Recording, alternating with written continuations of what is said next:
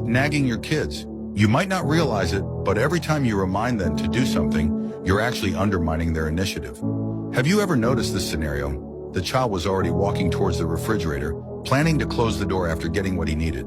But the adult couldn't help but say from behind, "Remember to close the refrigerator door." As a result, instead of closing it immediately, the child paused for a few more seconds and even deliberately didn't close it.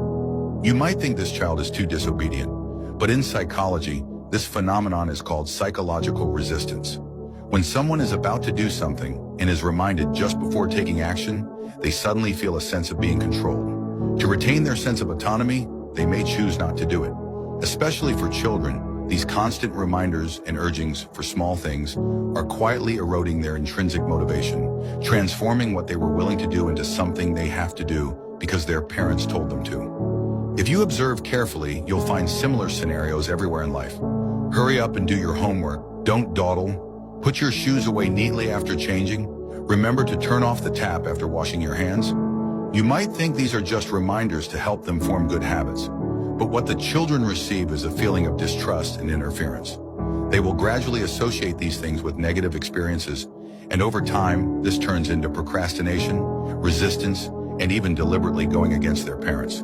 Children who are constantly over-reminded lose their ability to think independently. This makes them do things not because they want to or should, but because they might be scolded if they don't. External motivation cannot support true growth. True growth requires cultivating self-motivation, allowing children to develop an inner voice that says, "I do this because I want to and I choose to." And this strength often comes from being trusted, respected, and allowed to make mistakes. So sometimes, it's not that parents shouldn't remind, but they should hold back just a moment before blurting it out, being a bit slower. If you see your child doing the right thing, even if it's a bit slow or the method isn't perfect, please try to keep quiet and give them the opportunity to complete it independently. Maybe just by giving up one reminder, you'll get a small sense of achievement from them closing the door on their own and a silent trust in you.